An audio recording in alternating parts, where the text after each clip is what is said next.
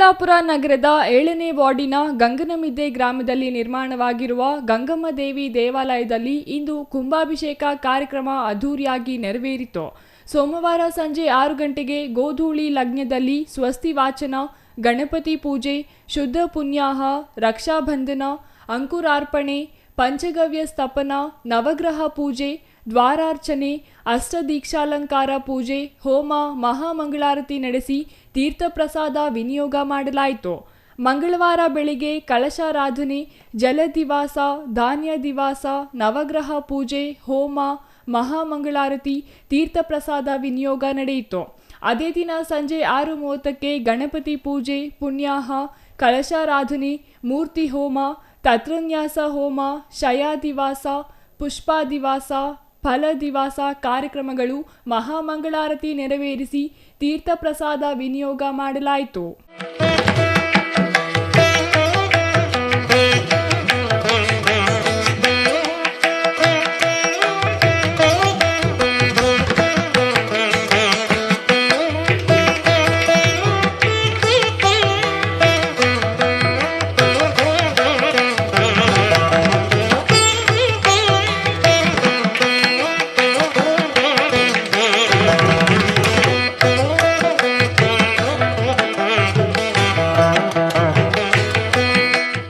ಇಂದು ಬೆಳಿಗ್ಗೆ 6:30ಕ್ಕೆ ಗಣಪತಿ ಪೂಜೆ, ಪುಣ್ಯಾಹ, ನೇತ್ರೋಲನ, ಪ್ರಾಣ ಪ್ರತಿಷ್ಠಾಪನಾ ಹೋಮ, ಶಾಂತಿ ಹೋಮ, ಪೂರ್ಣಾಹುತಿ, ಬೆಳಿಗ್ಗೆ 10ರಿಂದ 11 ಗಂಟೆಗೆ ಕುಂಭಾಭಿಷೇಕ ನೆರವೇರಿತು.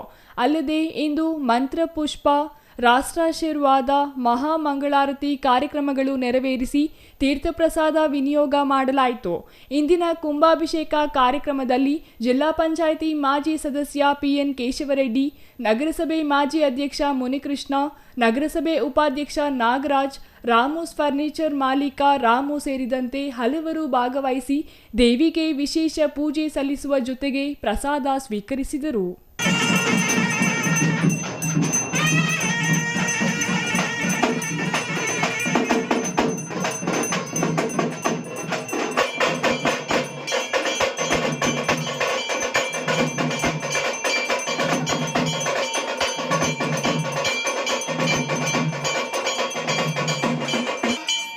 ಈ ವೇಳೆ ಮಾತನಾಡಿದ ಜಿಲ್ಲಾ ಪಂಚಾಯಿತಿ ಮಾಜಿ ಸದಸ್ಯ ಪಿಎನ್ ಕೇಶವರೆಡ್ಡಿ ಅವರು, ಗಂಗಮ್ಮ ದೇವಿ ಪ್ರತಿಷ್ಠಾಪನೆ ಮಾಡಿರೋದು ಶ್ಲಾಘನೀಯ. ಧಾರ್ಮಿಕ ಕಾರ್ಯಕ್ರಮಗಳು ನಡೆಯಬೇಕು. ದೇವರ ಕಾರ್ಯದಿಂದ ಎಲ್ಲರಿಗೂ ಒಳ್ಳೆಯದಾಗಲಿ. ಅಂತಹ ಧಾರ್ಮಿಕ ಕಾರ್ಯಕ್ರಮಗಳನ್ನು ನಿರಂತರವಾಗಿ ನಡೆಸುತ್ತಿರುವ ಮುನಿಕೃಷ್ಣ ಮತ್ತು ತಂಡಕ್ಕೆ ಅಭಿನಂದನೆ ಸಲ್ಲಿಸುವುದಾಗಿ ಹೇಳಿದರು. ಪ್ರತಿಷ್ಠಾಪನೆ ಮಾಡಿ ಪೂಜೆ ಮಾಡಿ ಎಲ್ಲ ಮಾಡ್ತಾ ಇದ್ದಾರೆ. ಇದಕ್ಕೆ ಮೂಲ ಕಾರಣ ಇವರೆಲ್ಲ ಮಾಡಬೇಕಾಗಿದ್ರೆ ಮುನಿಕೃಷ್ಣಪ್ಪ ಅವ್ರ ಬ್ಯಾಚ್ ಒಂದಿದೆ, ಮೊಬೈಲ್ ಬಾಬು, ಆಮೇಲೆ ಮಹಾಕಾಳಿ ಮಂಜಣ್ಣು, ಇವರೆಲ್ಲ ಸೇರಿಕೊಂಡು ಮಾಡ್ತಾ ಇದ್ದಾರೆ. ಅದರಿಂದ ಇದಕ್ಕೆ ಒಳ್ಳೆ ಗ್ರಾಮಸ್ಥರು ಅಂದರೆ ಈ ಗ್ರಾಮಸ್ಥರು ಎಲ್ಲ ಸೇರಿದ್ದಾರೆ. ಅದರಿಂದ ಇದಕ್ಕೆ ಒಂದು ಮಹತ್ವ ಬಂದಿದೆ. ಇನ್ಮೇಲೆ ಇನ್ನೂ ಚೆನ್ನಾಗಿ ನಡೀತೈತೆ. ಅರ್ಥ ಆಯ್ತಾ? ದೇವ್ರ ಕಾರ್ಯ ಮಾಡಿದ್ರೆ ಪ್ರತಿಯೊಬ್ಬರಿಗೂ ಒಳ್ಳೆಯದಾಗುತ್ತೆ. ಅದಕ್ಕೆ ದೇವ್ರು ಒಳ್ಳೇದು ಮಾಡಲಿ ಎಲ್ರಿಗೂ ಅಂತ ಹೇಳಿ ನಾನು. ಇನ್ನು ನಗರಸಭೆ ಮಾಜಿ ಅಧ್ಯಕ್ಷ ಮುನಿಕೃಷ್ಣ ಮಾತನಾಡಿ, ಚಿಕ್ಕಬಳ್ಳಾಪುರ ನಗರದ 7ನೇ ವಾರ್ಡಿನಲ್ಲಿ ಶ್ರೀ ಗಂಗಮ್ಮ ದೇವಿ ದೇವಾಲಯ ಜೀರ್ಣೋದ್ಧಾರ ಕಾರ್ಯ ಯಶಸ್ವಿಯಾಗಿ ನೆರವೇರಿತು. ಕಳೆದ 3 ದಿನಗಳಿಂದ ವಿವಿಧ ಧಾರ್ಮಿಕ ಕಾರ್ಯಕ್ರಮಗಳನ್ನು ಹಮ್ಮಿಕೊಳ್ಳಲಾಗಿದ್ದು, ಇಂದು ಕಳಶಾರಾಧನೆ ಹಮ್ಮಿಕೊಳ್ಳಲಾಗಿದೆ ಎಂದರು.